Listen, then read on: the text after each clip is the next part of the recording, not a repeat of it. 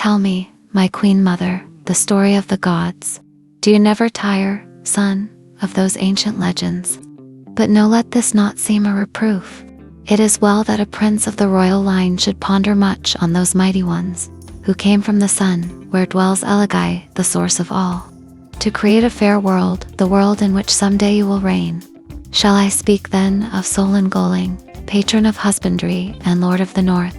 Or would you hear of the gentle Mahabharastro, sweet goddess who fashions the dreams of childhood? Or would you know of the mysterious Narama, who died twice, lived thrice, and was both male and female by turns? Tell me of them all, but first, mother, who was the mightiest of the gods? Hush, child. Among beings so exalted it would be presumptuous for mortals to regard one above the other. But know this, for it concerns you and your pride of race. Splendid legends relate to the strength and virtues of Maharalan, Lord of the South, sometimes called the Life-Giver, for it was he who created Nirama from a rock by the sea, and breathed his own life into her nostrils. But, mother, was he not defeated in battle? It was a battle beyond our understanding of forces that we cannot comprehend, and for a purpose beyond our knowledge, though it is said that in some manner the strife arose over the sex to be awarded the newly created Nirama. Maharlan would have endowed the partly formed being with the attributes of a god, but Barduchan, lord of the west, contended for a goddess. In their mighty clash of wills, the heavens were rent with lightning, the seas were churned, mountains were heaved by the all-powerful ones across the land. Legend has it that a single moon shone from the heavens before that event, but a lightning bolt hurled by Maharalan at his antagonist failed of its mark. It smote the moon by chance, splitting the heavenly body in twain, so that 2 moons now circle the continents of north. Then Barduchan, who defeated Maharlan, was the mightiest. Nay, that you must not say.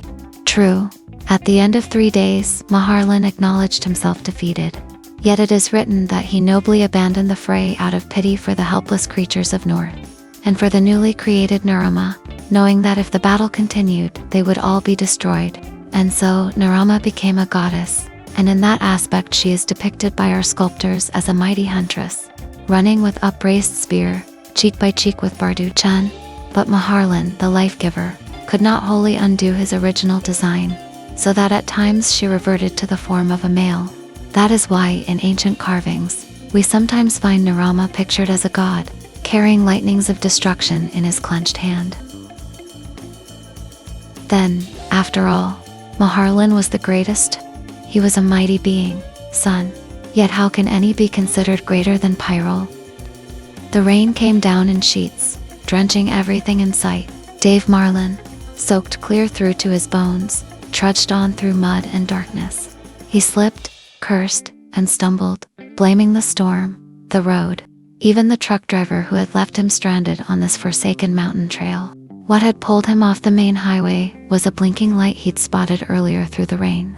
Now that light was gone, but stubborn as ever, Dave pushed forward. Anything had to be better than standing still. Then, out of the gloom, he caught the silhouette of an old roadster.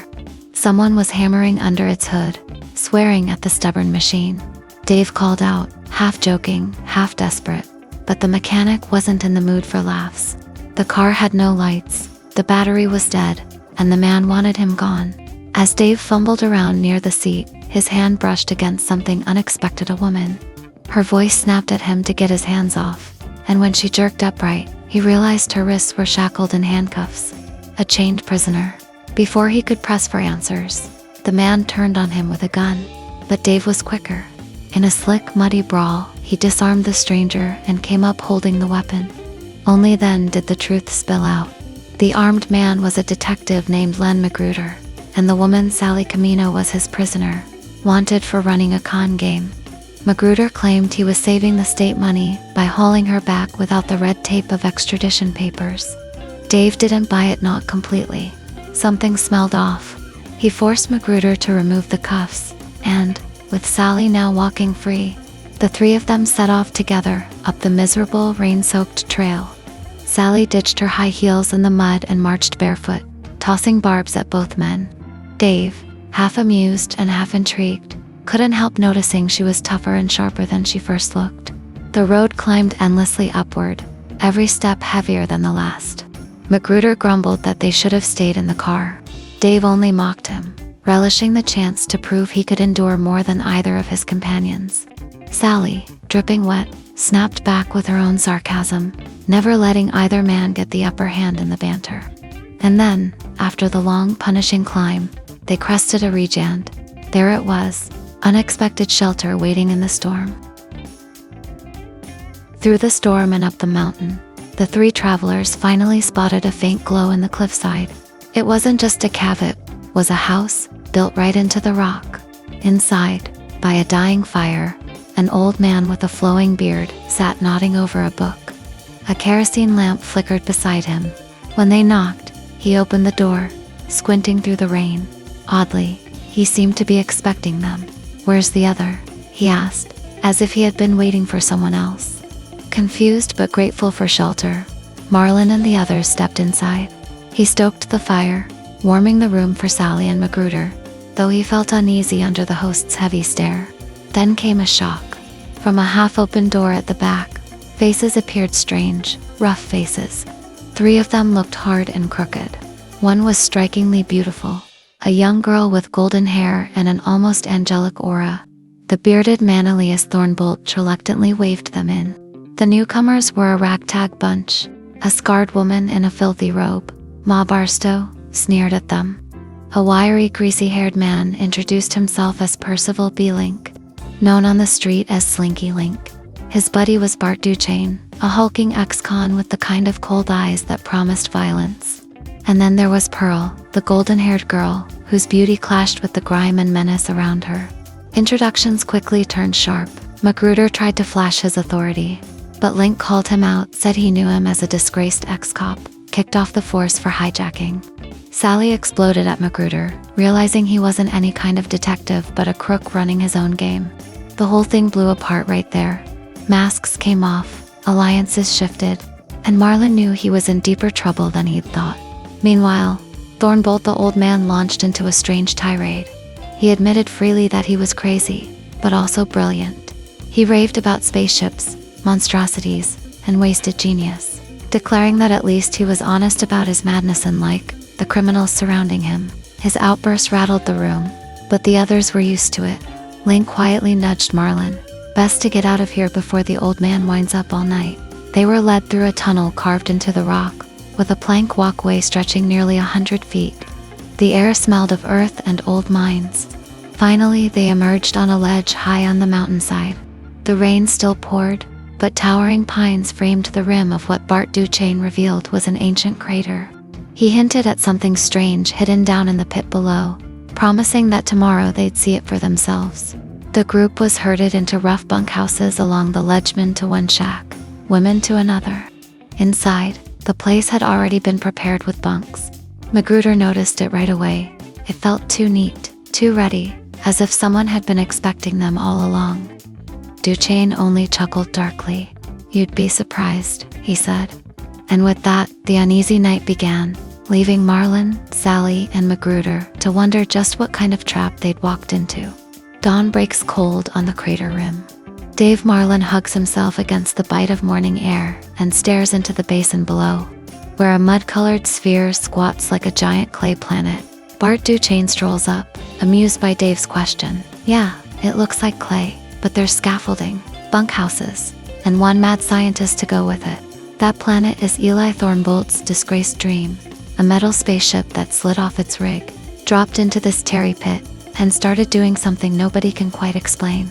As they talk, Duchesne drops his mask. He's educated, a cynic with a rap sheet, crystal-gazing hustles, a manslaughter charge from a bar fight. He clocks the same in Dave, a tough guy with brains, a past, and a voice that doesn't match the cauliflower ear. Then Duchesne mentions the strangest thing of all, Pearl's prophecy. 8 will gather here for men. For women, then something big happens.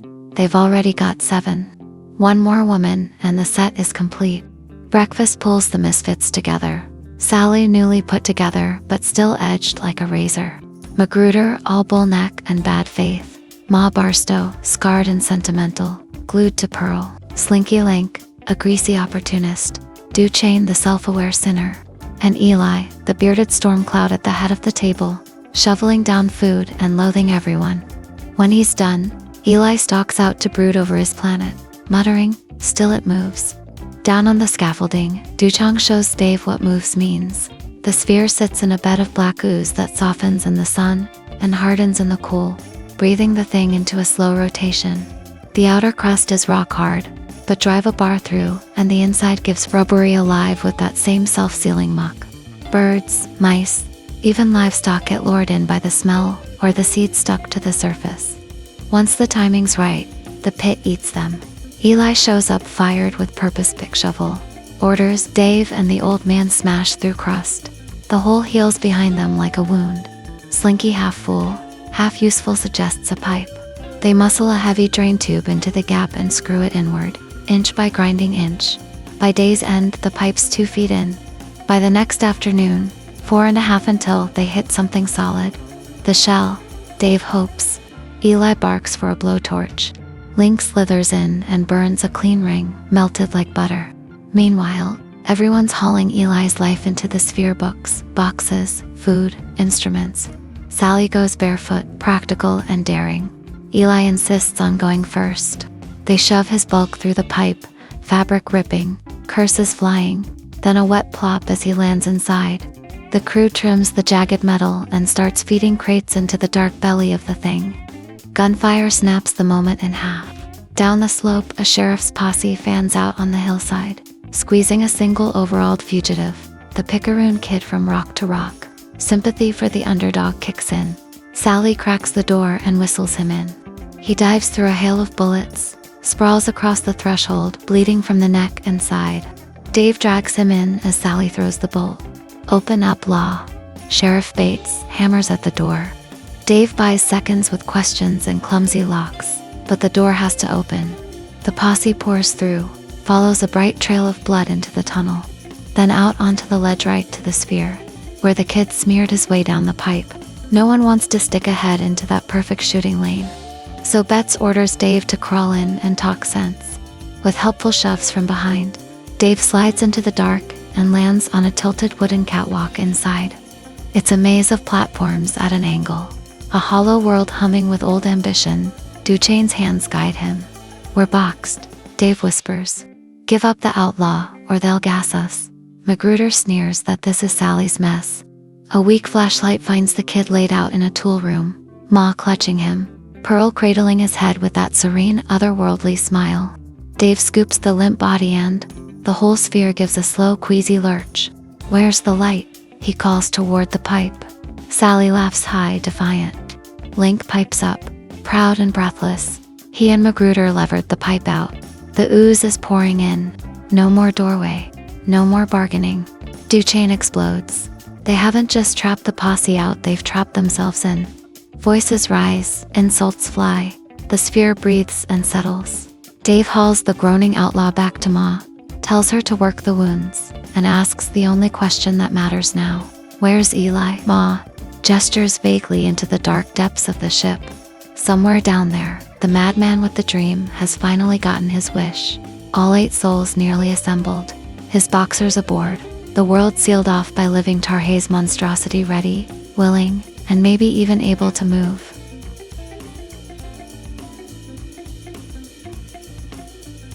Back with the others, Marlin found Duchane in full fury, cursing Magruder, Link, Sally, and even their ancestors. Marlin cut in, cool and steady.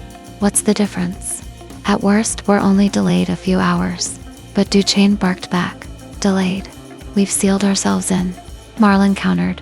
The pipe still jutted outside, and the sheriff would likely shove it back in. Mad as hell, but still a way out. Magruder bristled, threatened violence, and in the dark, Duchane put him flat on the floor with a thud. "No weapons," Duchane reported. "Next time, I cave your teeth in." The detective slunk off into silence. Then light burst across the cavernous interior.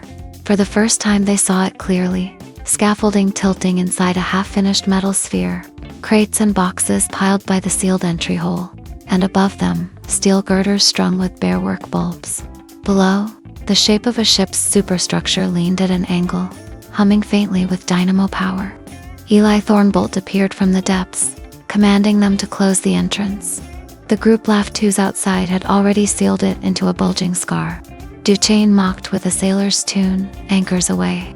Then teased about Pearl's prophecy of 4 men, 4 women. Eli scoffed, beard bristling, though he muttered under his breath, "There should be 8.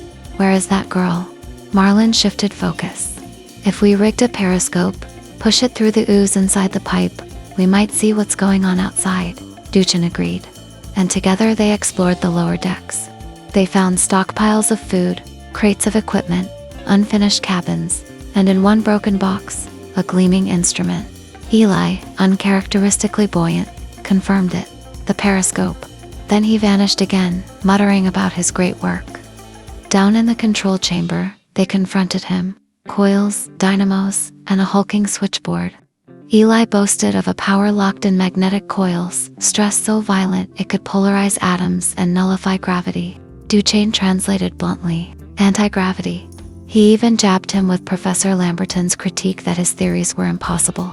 Eli exploded in rage, then, in a fit of pride, slammed the master switch. Nothing happened, just a faint hum. He explained it needed to build potential, then carefully release with a rheostat. If pushed too far, he warned, it could hurl them into space and crush them. At that very moment, the sphere lurched violently, pitching Eli against the leviful limit. No bones shattered, no flight only, a groaning shift of girders. Duchesne roared with laughter. Marlin grimly agreed. "Well, that settles that." Eli, shaken, sputtered excuses about faulty connections, then drove them away.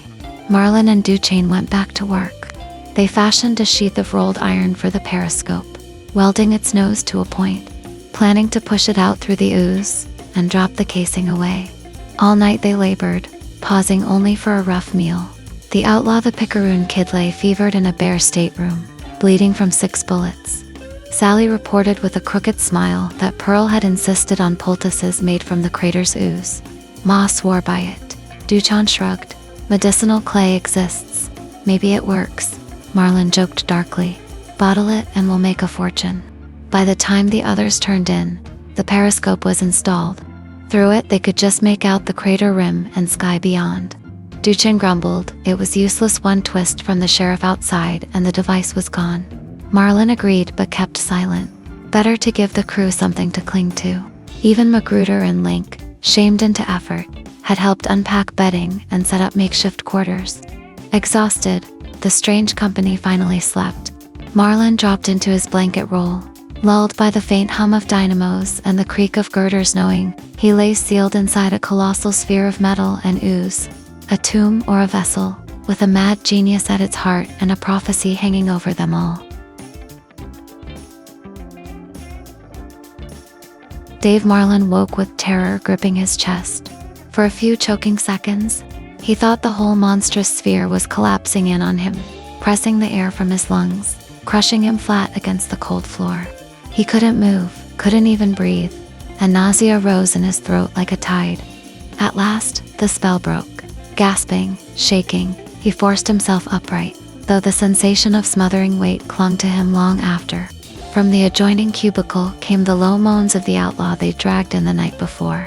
Marlin stumbled over, his muscles stiff and sore. Ma Barstow, snoring heavily, had planted herself like a watchdog across the doorway. He stepped over her bulk and knelt by the wounded figure. There was a pan of water and a rag. Gently he moistened cracked lips, wiped the sweat-streaked face. The poultice Ma had plastered around the outlaw's neck wound was oozing its muddy slime. Marlin peeled it back, checking the bandages on chest and side. And then he froze. The frame beneath his hands was too slender, too soft.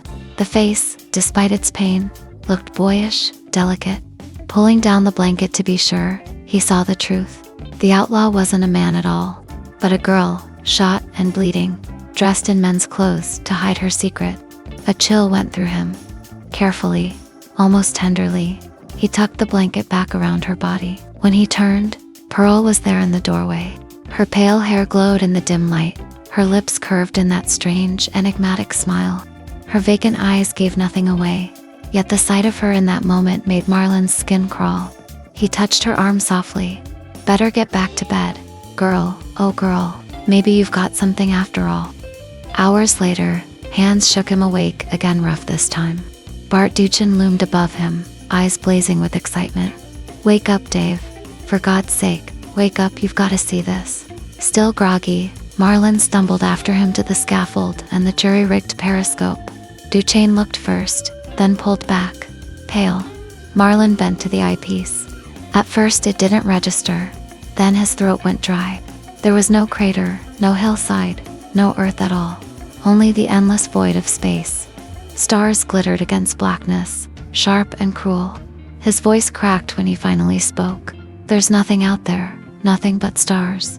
We're in space. A memory surged, waking at midnight with that crushing weight on his chest. It hadn't been a dream. It had been acceleration. They had launched. Together, he and Duchesne stormed into the control room. Thornbolt was sprawled across his pallet, snoring, beard rising and falling with each breath. They shook him awake. Furious, Duchesne's anger boiled over. What right did you have to do this? How the hell do you plan to steer it, to land it, to get us back? That damned periscope is as useful as a match in a snowstorm. The bearded inventor blinked at them in confusion. Suspicion flickered, then triumph.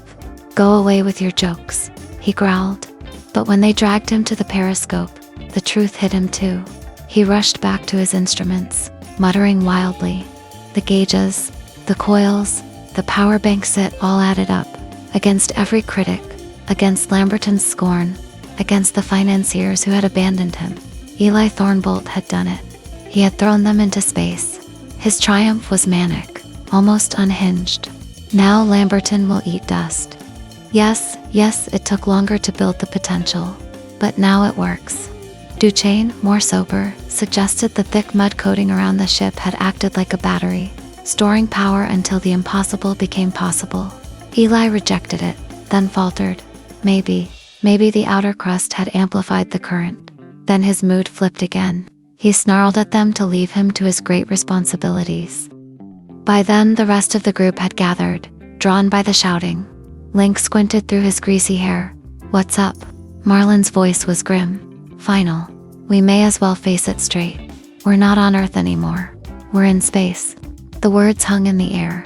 Sally stiffened. Magruder muttered something foul. Ma clutched Pearl closer, while the girl only smiled, serene as a saint, as if this was what she'd seen all along. The revelation that they were no longer on Earth might have driven ordinary people into hysteria. But Eli Thornbolt's strange crew was no ordinary gathering. They were criminals, outcasts, and cynics hardened to blows of fate. Magruder turned pale, muttered a shaken geez, and collapsed onto a box. The others showed little more than bafflement. Sally Camino cut through the silence with her sharp voice. So what? Where are we going? And how do we get back? Whose bright idea was this? Marlon explained it as calmly as he could. Eli had left the force field humming, and when he stumbled against the starting lever in the night, the accumulated energy had finally done its work, shoving the massive sphere free of the Earth. They were adrift now, a bubble in the void. Slinky Link snickered that the sheriff and his deputies must have had the fright of their lives when the mudball suddenly vanished into the sky. No one laughed. Marlon reminded them soberly. There was no steering wheel, no compass, no real way of guiding this monstrous craft. Just a flimsy periscope, and an endless ocean of black. We're a mote of dust in space, he said. Ma Barstow, ever devoted to Pearl, cackled that the girl had foretold it. Pearlie never makes a mistake. Duche mocked her, pointing out Pearl's prophecy of 4 men and 4 women. The count didn't add up.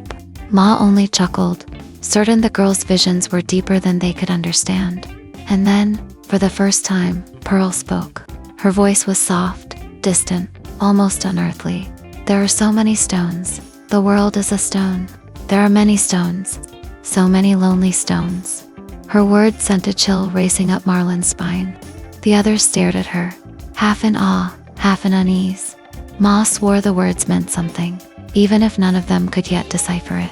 Then Thornbolt stormed in, furious to find them loitering near his sacred bank of coils. He sneered at them, his pioneer crew, not scientists or statesmen, but thieves, killers, and cast-offs. He drove them out, leaving behind only the echo of his contempt. Duchesne muttered bitterly that without the despised crew, Eli wouldn't even know his craft had left the ground. Marlon's mind turned with questions. Why did gravity feel almost normal inside, when they should be weightless? Duchesne guessed the repulsion plates might balance each other, one surface pushing, the opposite pulling. It was a thin explanation, but it was all they had. Bigger questions gnawed at him. Which way were they headed? Toward the sun, or away into the frozen dark? Would they crash into some wandering stone, as Pearl had said, or drift forever, powerless to change course? Days blurred into routine. With no sunrise or sunset to mark time, they invented their own 24-hour cycle.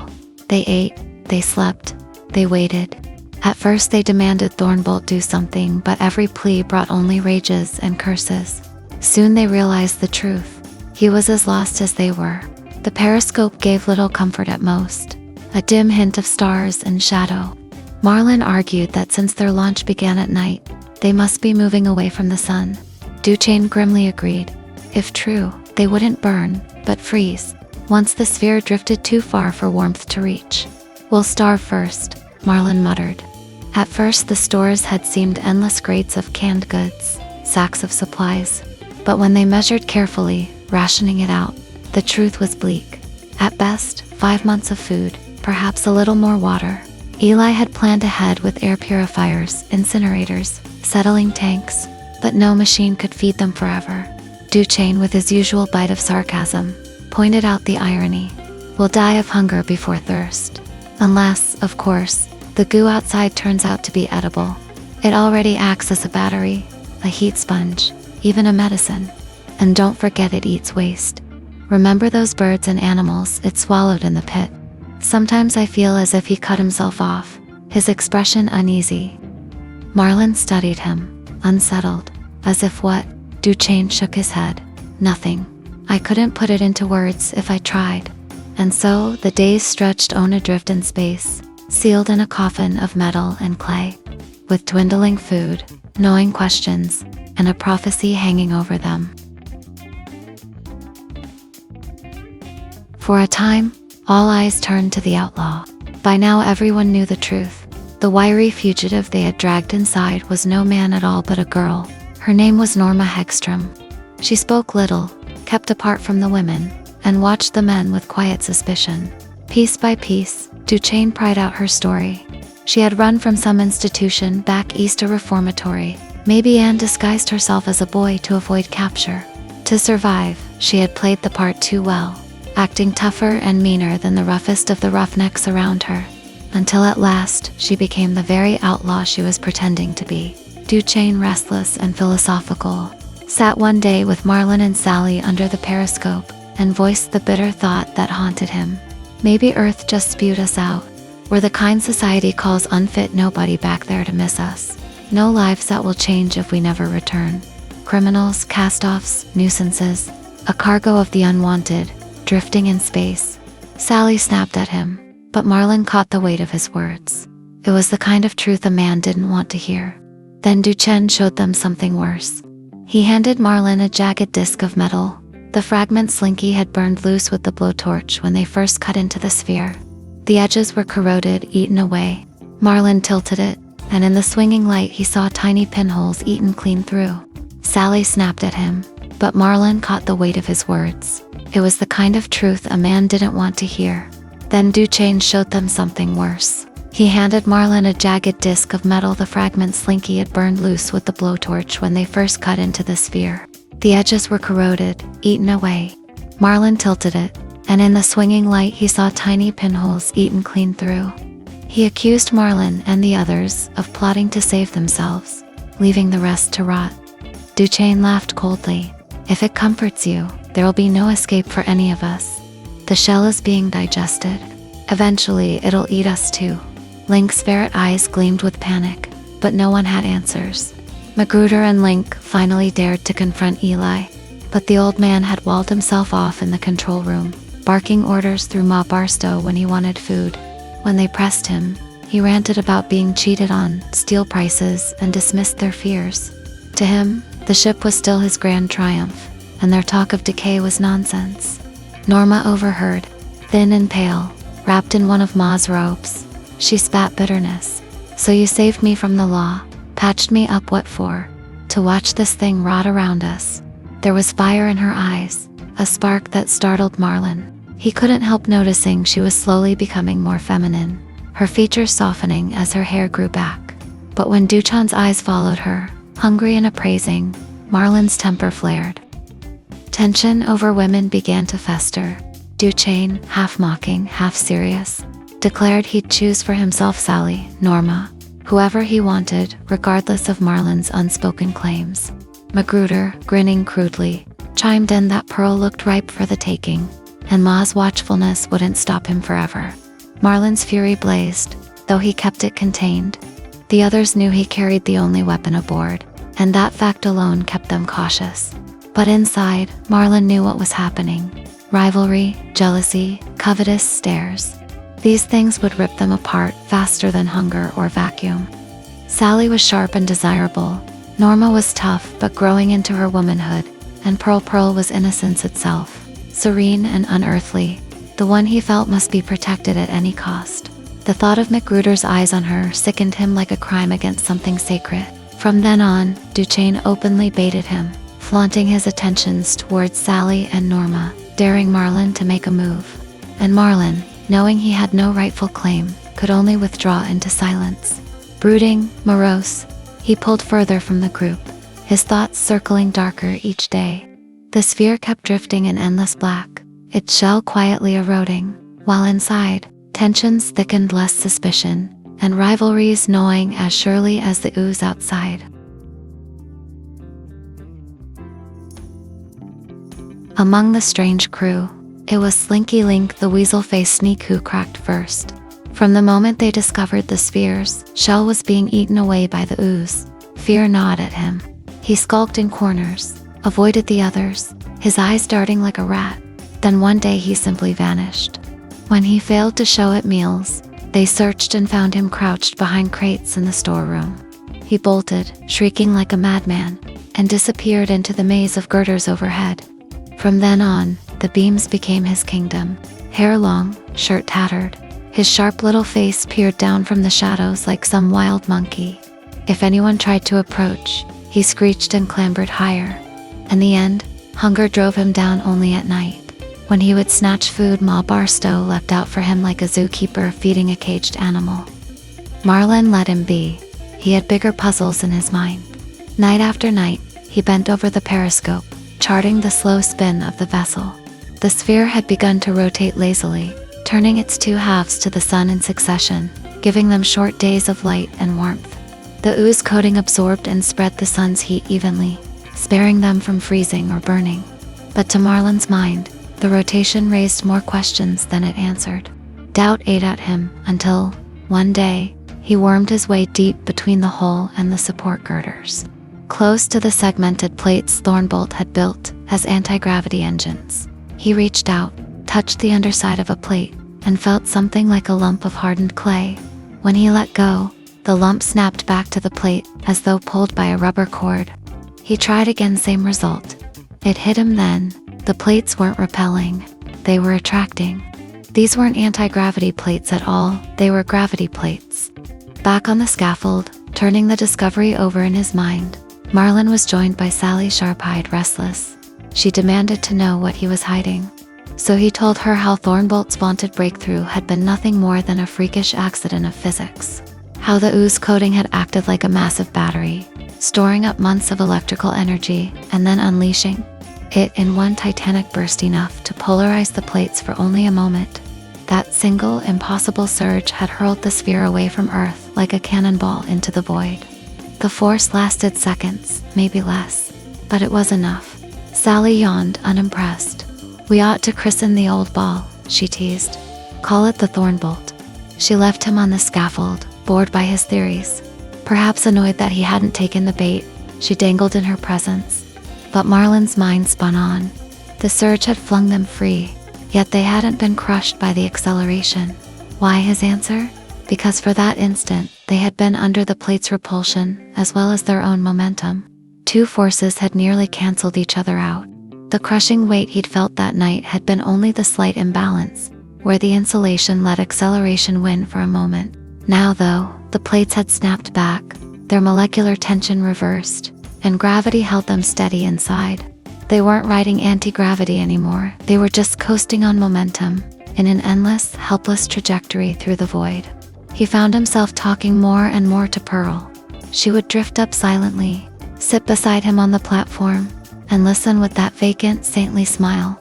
He poured out his tangled thoughts to her, about the freakish accident that had hurled them into space, about whether the sphere itself might be alive, whether the Earth had spewed them out as part of some cosmic design. "Sometimes I think this little world was sent forth with a destiny of its own," he whispered. "What do you think, Pearl?" Her lips parted. "It could be true," she echoed. He smiled grimly. That was Pearl repeating words, parroting phrases, yet somehow giving them weight. It was foolish, he knew, but her calm presence gave him permission to dream out loud. How do we know trees, or rocks, or even this globe itself, don't have consciousness? How do we know? How do we know? She repeated, smiling as if she'd solved the riddle. Then, in the shadows of the girders above, Marlin glimpsed a pair of glinting eyes and a monkeyish face link, watching, listening. Marlin broke off abruptly, muttering darkly, "You're a bad influence. Pearl, you'll have me swinging on girders like him, before long."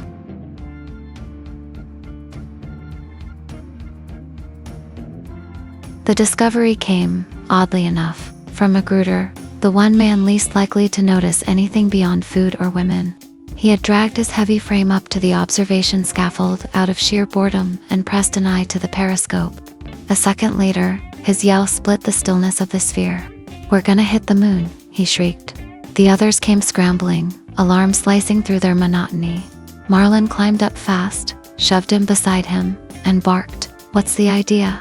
We're not within a million miles of the moon." But when he bent to the eyepiece, the words caught in his throat. There, burning white against the blackness, hung a disc, round, gleaming, cold.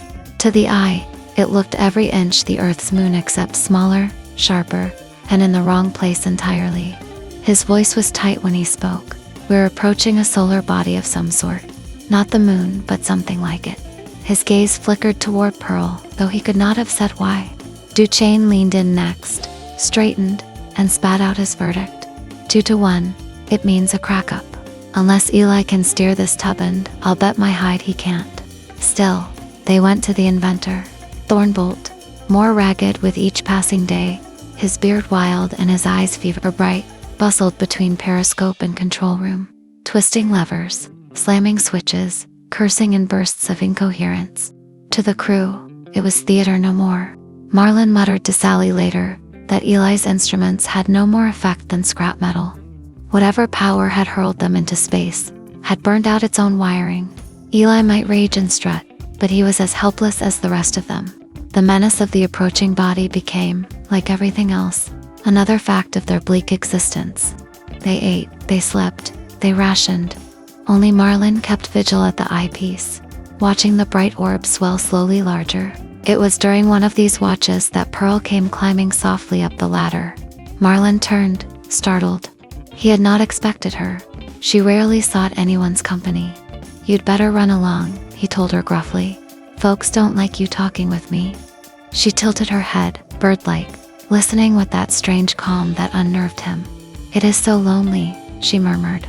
The words startled him more than the sight of the disc in space. "You lonely?" he asked. "Didn't think you felt that way." But she pressed her hand against the clay crust sealing their old entrance hole. Her eyes were intent, her voice insistent. "So lonely. Please let it out." Something in her tone compelled him. He took a crowbar and cracked the hardened crust, prying away a piece. The soft gum beneath oozed free, and Pearl bent over it almost reverently, plunging her small hands into the sticky mass. She worked them through the slime as if caressing something unseen. Then she drew back, cupping her palms. In them lay a lump, clotted with mire. She brushed it clean, and Marlin caught his breath. It was the limp body of a field mouse, sealed in the shell and preserved. "Best throw it in the incinerator," he urged quietly. "It's dead, filthy." But she shrank from his hand, clutching the tiny corpse to her chest, like a mother with a child, and slipped away down the ladder. When Marlin joined the others for their meager rations, he found her still holding it, her face radiant Madonna-like, as she cradled the dead thing. Ma bristled when Duchesne demanded to know where she had gotten it. "Let her be," she snapped. "What harm's it doing?" Duchesne only sniffed. "Wait till tomorrow. If there's any stink worse than a ripe rodent, I'd hate to meet it." But the next day Pearl appeared at the table smiling, crumbs in her hand, and the mouse, alive again, sat up on its hind legs, nibbling daintily. The crew froze. Even Magruder stopped chewing. The impossible had happened. Pearl's pet was alive. "Now it gets uncanny," Duchesne muttered. "The shell digests anything dead we throw away, scraps, bodies of birds. But here's proof it knows the difference. It doesn't destroy the living, yet preserves them, holds them, maybe in some kind of sleep." Suspended animation. Sally scoffed. "You talk as if the ship were alive." Marlin's voice was steady, but his eyes burned. "Not alive maybe, but something close.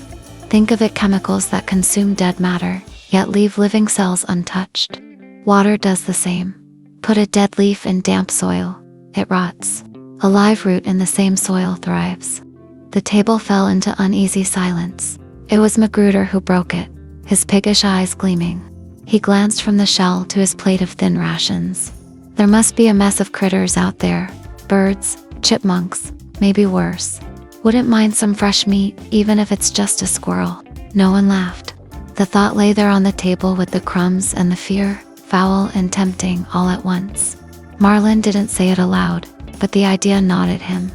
If the canned food ran out, if their 5 months of rations dwindled, maybe the shell itself, horrible, miraculous, was the only pantry they had left. For weeks, the sphere had drifted as if standing still. No jarring crashes, no sense of speed. At times, a faint shudder ran through the hull, likely meteors, glancing off the thick clay insulation, but never anything worse. Then the periscope began to tell a different story. The moon they'd first spotted grew larger. Details sharpened, crags, shadows, the pocked scars of a rocky surface. Marlin watched closely, until one day he realized something more disturbing. They weren't headed straight into it, they were circling it. In fact, they'd slipped into an orbit. And before long, other bodies appeared. A second rocky world, then a third. By the time he broke the news over rations, he already knew. "We're in the asteroid belt," he said flatly. Duchesne understood at once, explaining to the others how they must be somewhere beyond Mars, among the shattered remnants of a planetor, one that never fully formed. Hundreds had been charted, he said, but thousands more roamed unmarked. Magruder blanched. "What's the chance we don't get smashed?" Marlin only shrugged. "None. We've never had control. We're passengers. Nothing more." It was Pearl who murmured her eerie confirmation. "So many stones. Lonely stones." Suddenly Duchesne leaped up. She knew. "She told us before, stones. Asteroids." Ma beamed as if her golden-haired child had proved a prophetess. Norma, pale and fierce, broke her silence with a bitter outburst. She said she could feel it in her bones that the sphere wasn't carrying them, but using them, like grubs trapped inside. It would crush them in time. They were meaningless to it. The others stared, uneasy. Days bled together. Marlin sat longest at the periscope. What he saw was breathtaking and terrifying. The sphere seemed to be the center of its own system, sweeping through space and gathering more and more companions. Sometimes he counted 18 planetoids circling with them, great and small, some icy, some jagged rock.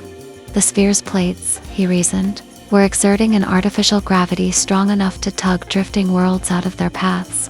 They were snowballing a whole miniature solar system, and they were at the heart of it. The danger was plain.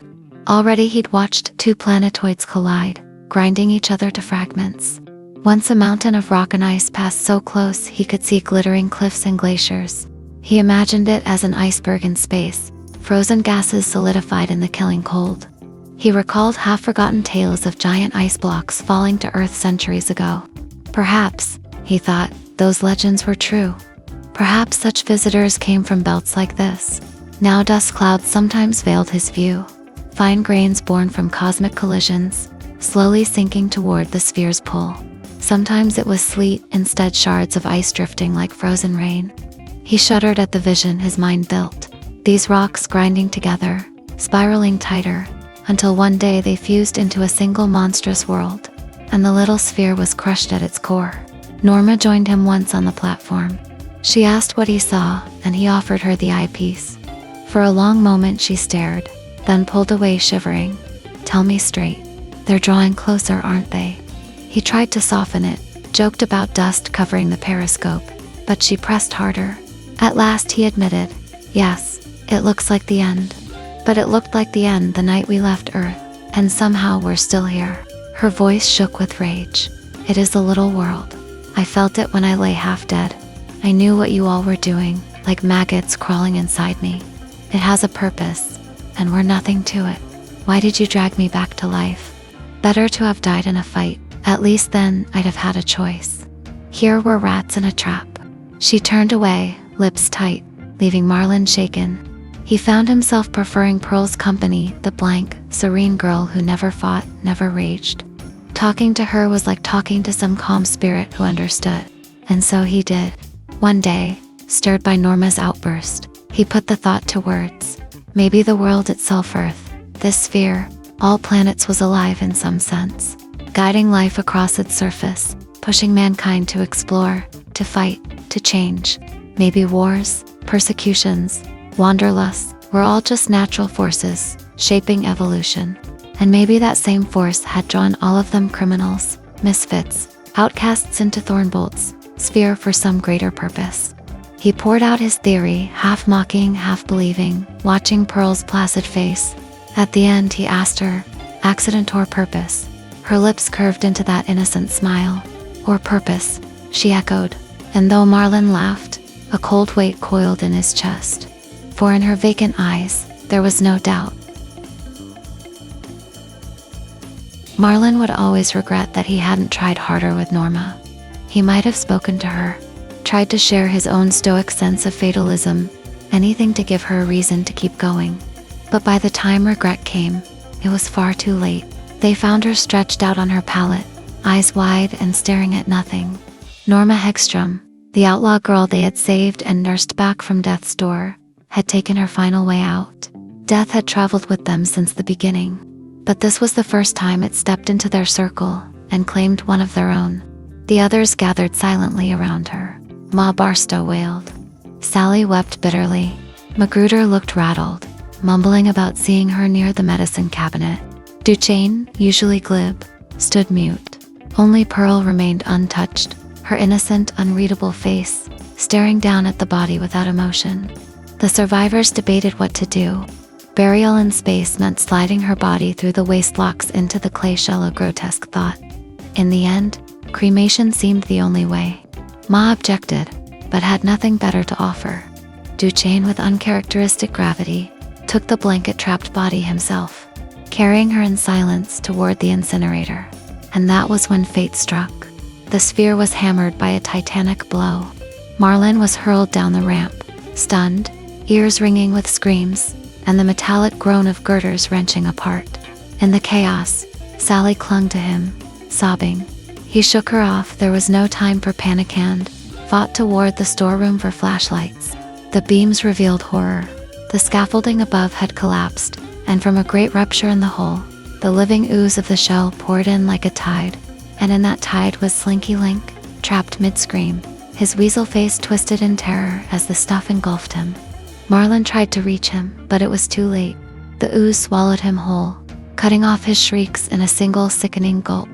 Sally retched violently beside him. Magruder and Duchesne stumbled into the light, dazed. Ma lay groaning with a welt on her brow, her head cradled in Pearl's lap, while the golden-haired girl smoothed her brow with eerie calm. Eli Thornbolt was found in the control room, neck broken where the shock had thrown him between two banks of coils. The grim truth dawned quickly. The asteroid had struck hard, tearing open the shell. The ooze that once protected them was now seeping through cracks everywhere, alive and insatiable, creeping inward like a predator. Link had been unlucky enough to be caught first, but he would not be the last. Even Norma's body, torn from Duchesne's arms during the impact, had likely been consumed the same way. The survivors gathered in bleak silence, the weight of reality crushing them.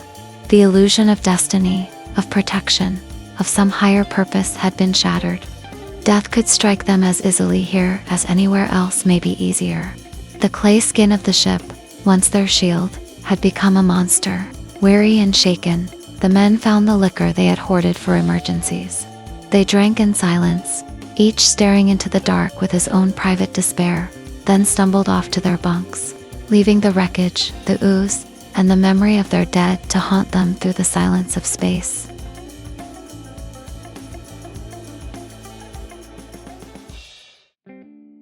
Marlin woke in the dark with a smothering weight on his chest, a feeling of doom pressing down on him. The vessel groaned and creaked around him like an old ship straining in a storm. Fumbling for his flashlight, he checked the bunks. Ma was snoring heavily, Sally was pale and restless in uneasy sleep, but Pearl's palate was empty. A sharp pang of dread hit him. Pearl, innocent, trusting, almost childlike, was the one most defenseless of them all. He searched every compartment, the storerooms, the control room, the aisles of the quivering superstructure. Nothing. His fear grew cold and tight inside his chest. He remembered Link swallowed alive, remembered Norma's body dragged into oblivion. Then his flashlight beam cut across a narrow crevice between the curved hull and the end wall of the sleeping quarters. And there, cornered in that cramped space, was Pearl, clutched in McGruder's filthy arms. The ex-detective spun, eyes flashing like a rat caught in a trap. "Get out. This don't concern you." But Marlin's voice came low and deadly. "Take your hands off her. I've got the gun and I've been waiting for a reason to use it." McGruder only sneered and dragged Pearl tighter against him, daring Marlin to shoot. What followed was a raw, brutal struggle in the shifting shadows of the hull. The vessel lurched violently, the walls themselves flexing and crushing Marlin against steel. Pain ripped through his body, but then his flashlight revealed the real horror. Behind Magruder, the hull had split wide open. From that jagged seam poured the living ooze, a gray, hungry tide pushing in like lava. Magruder knocked off balance, slipped, then in sheer panic did the unthinkable. He shoved Pearl into the surge, using her body as leverage to free himself. For one bewildered moment she struggled, and then the clay swallowed her whole.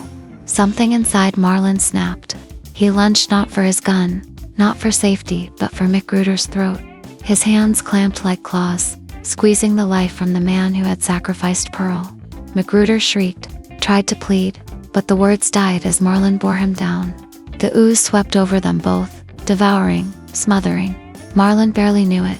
He was blind with red fury, strangling the man he hated more than any enemy on earth, until the tide of clay closed over them and the light went out. And then silence gave way to something stranger. A voice, soft and otherworldly, drifted across the void. A mother telling her child of gods and goddesses. Of Pyrrole, whose beauty was too dazzling for mortal eyes.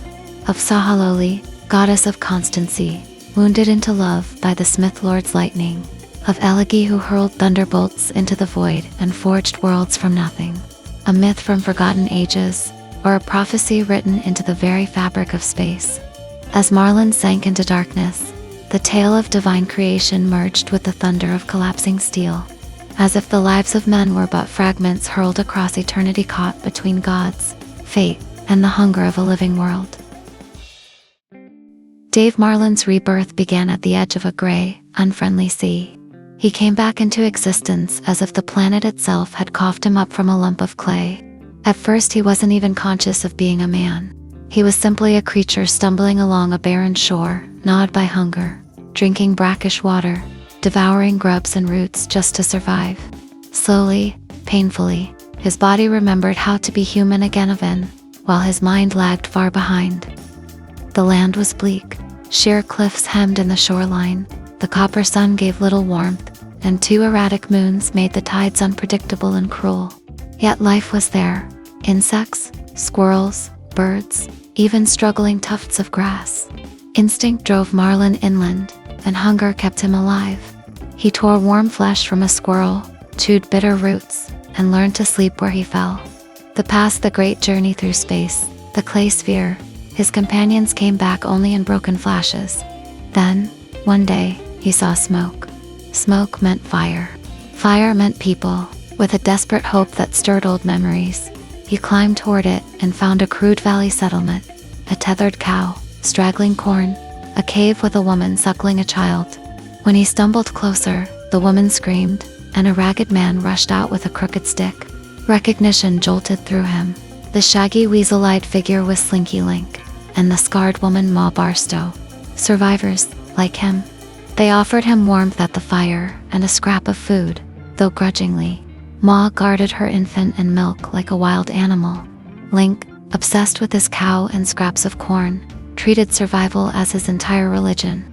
They were alive, yes, but diminished more animal than human. By morning, their suspicion had hardened. Link shoved him away with a stick. You eat too much. This is our place. You go. Naked, shamed, and hungry, Marlin trudged off into the wilderness again. Yet his mind was healing. He began making toolstone spears, crude knives, fire-starting kits. He stitched skins into clothing and cooked his meat. Day by day, his body grew stronger, and his brain relearned thought. At night, staring at the copper sun and twin moons, he remembered the clay sphere and wondered, was this bleak place their tomb, or their second chance? The answer came when he met Duchesne. The old con man was alive, two-bearded, skin-clad, grinning like a survivor who'd beaten the odds.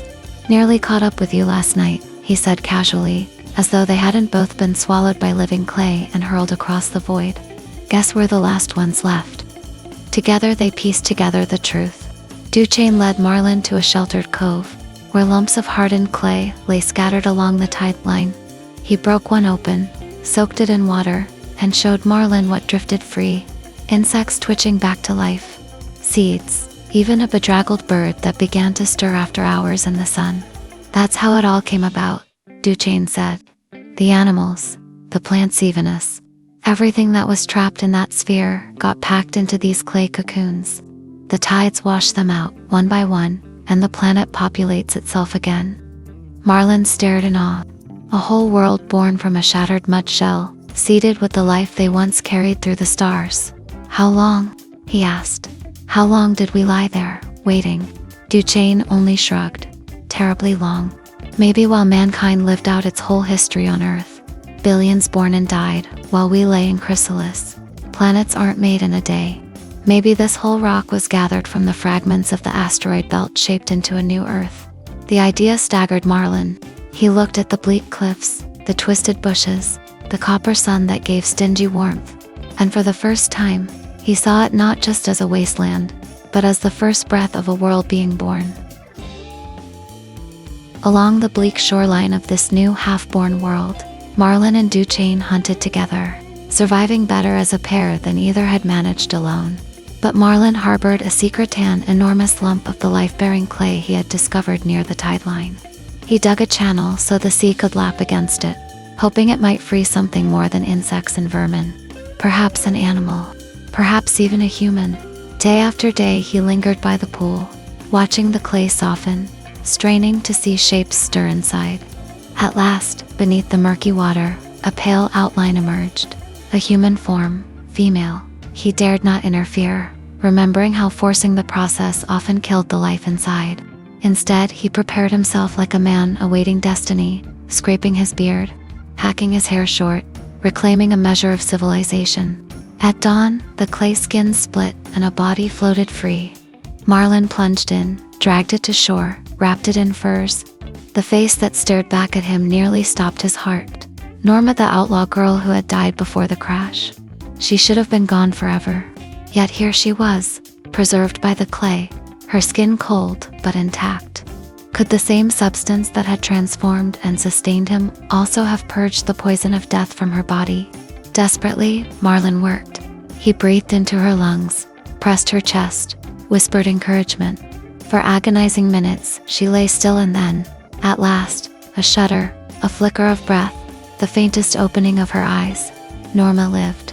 He was still bent over her when Duchesne appeared above the rocks, watching with a cruel smile. So this is why you cleaned yourself up, he sneered. The tension was instant, electric. Both men knew the truth. The girl meant survival, companionship, hope, and each claimed her. Marlin stood his ground. She's mine. I found her. I brought her back. Duchesne's eyes hardened. One of us keeps her. The other doesn't. The words erupted into violence. Fists and spears clashed on the wet stone. They grappled like animals, choking, slamming each other against the cliff face, until Marlon, bleeding from a spear wound, staggered back. Duchin pressed the attack, the stone spear aimed for the kill. Marlon fought on, reckless, driven by fury and a desperate need to protect the fragile life he had revived. The two men tumbled down the slope, Marlon crushed beneath the weight of his enemy. Dizzy, gasping, blood pouring from his side, he looked up through failing vision. Duchin stood over him, spear raised high, then paused. "I don't want to kill you, Dave," he rasped. "Go your way, leave us in peace." Marlon, broken, yet unyielding, Norma caught between two primal forces, and the fragile future of their new world balanced on the edge of a blood-stained spear. Marlon woke, battered and broken, but alive. Duchesne stood over him with Norma, the girl Marlon had dragged back from death itself. Duchesne's words were almost kind, but the truth was plain. Marlon had lost. Norma's eyes followed Duchesne now, her loyalty shifting with a quiet intensity. She hunted at his side, learned his ways, and left Marlon an outsider in the camp he had once built. When his ankle healed enough to carry him, Marlon packed up his meager tools and walked away without bitterness. "I'll keep in touch," he told them. But the wilderness felt better than watching another man take what his own heart had longed for. For weeks, Marlon lived by his spears along the lonely coast. Then one day he found a crude iron-tipped weapon, something no hand but a human's could have made. His discovery was swiftly overshadowed by the sound of screams on the wind. He crested a ridge and saw it. A woman clawing, biting, fighting off a man who had just struck her down. In the instant before the struggle ended, Marlon recognized them both. Sally, fierce, furious, battered but alive, and Magruder, the pig-eyed brute, still meaner than ever. The reunion was raw and awkward. Sally touched Marlon's face as if to convince herself he was real. Magruder snarled and shoved her away, growling about brats. Two naked children tumbled in the dirt near their cave home, a savage, hard life carved from scraps of survival. That night, after a bitter quarrel and bruises exchanged between Sally and Magruder, Marlon lay apart under the stars. But in the dark, Sally crept to him, sobbing, trembling, her arms around his neck. She poured out her misery, her years with the brute, the beatings, the despair. Then she kissed him, soft and desperate, and begged him to take her away. Marlon listened, his heart surging with hunger for companionship, for purpose, for love. She had children, yes, but that didn't repel him. In fact, it stirred something deeper, the need to protect, to provide, to build a life worth living in this savage new world. Her plan was simple. He would leave at dawn, Magruder would go hunting, and then Marlon could return and steal her and the children away. It was clever, safe, but as Marlon lay awake, the thought gnawed at him. Why sneak like thieves in the night? Why not face Magruder openly, man to man? Why not fight for her, prove himself worthy, and take her by the oldest right known to humanity? Yet when he thought of the children, of Sally's tearful eyes, and of Magruder's snarling fists, he wavered. Stealth or force, guilt or pride, their way. He knew he was on the edge of a choice that would change all of their lives. And in that wilderness night, with Sally's kisses still warm on his lips, Dave Marlon felt both the thrill of hope and the weight of sin pressing down upon him. Marlon woke, battered, aching, but alive. Duchesne loomed over him with Norma, the girl Marlon himself had dragged back from death. Duchesne's words carried a shade of pity, but the truth was sharp as steel. Marlon had lost. Norma's eyes, once shadowed with doubt, now glowed with a steady light every time they followed Duchesne. She had chosen. She hunted with him, moved with him, breathed with him, and Marlon was left a stranger at the fire he had once tended. When his ankle grew strong enough to carry him, Marlon gathered his few tools and weapons. He offered no reproach, no plea, only a dry farewell. "I'll keep in touch." But in truth, he knew the wilderness was kinder than watching another man hold the woman he had longed for. So he walked away. Weeks passed in solitude, his life marked by spears, hunger, and the gray stretch of the alien sea. Then, one day, he stumbled across a weapon, an iron spearhead, crudely hammered, yet unmistakably forged by human hands. Proof that others had survived. Proof that the world still held strangers. The sound of a woman's scream tore through the wind. Marlon climbed the ridge and froze. A brutal fight was unfolding below. A man had struck a woman down, but she rose clawing, biting, screaming with feral fury. In a single glance, recognition struck him like a blow. Sally fierce, scarred, alive, and Magruder the pig-eyed brute, meaner than ever. The reunion was jagged and raw. Sally reached for Marlon's face as if touching a ghost. Magruder snarled, shoved her away, and muttered about brats. Two half-naked children played in the dirt outside, their crude, cavernous lives carved from hardship. That night, as Magruder and Sally fought with fists and curses, Marlon kept his silence. When the fire died low, Sally came to him in the dark. She was trembling, sobbing, her arms clinging to his neck. She poured out her years of torment, beatings, misery, despair, then kissed him with a desperate hunger. She begged him to take her away. Marlon listened, and something old and aching inside him stirred. Not just desire, purpose, a woman, children, a chance to build something that mattered in this savage world. He didn't care that the children weren't his blood. They could be his to protect, his to fight for. Her plan was simple. He would leave at dawn. Magruder would think him gone and go hunting. Then Marlon could return, steal Sally and the children, and slip away into freedom. It was clever. It was safe. But as Marlon lay awake, staring at the alien stars, the thought gnawed at him. Why sneak like a thief? Why not face Magruder like a man, claim Sally openly, win her by right of strength? That was the old way, the true way. Yet the faces of the children haunted him. Sally's desperate tears burned in his mind. To fight was pride. To sneak was survival. Either choice would shape all their lives forever. And so Dave Marlon lay in the wilderness night, Sally's kiss still on his lips, caught between hope and damnation, feeling the weight of love, sin, and destiny pressing down upon him. And so, from the moment they were hurled into the void inside that clay-covered sphere, to the bitter struggles for survival on a strange new world, the fate of Marlon, Sally Duchesne, Norma, and even the treacherous Magruder became something far larger than a tale of shipwreck. It became a story of human instinct, love, betrayal, hope, and the relentless will to live, even when the universe itself seemed set against them. But what do you think? Was their journey destiny, guided by some higher design? Or was it nothing more than cruel chance, a random chain of accidents in the cold dark of space? But what do you think? Was their journey destiny, guided by some higher design? Or was it nothing more than cruel chance, a random chain of accidents in the cold dark of space? Because sometimes, the most incredible tales are the ones we almost forgot to tell.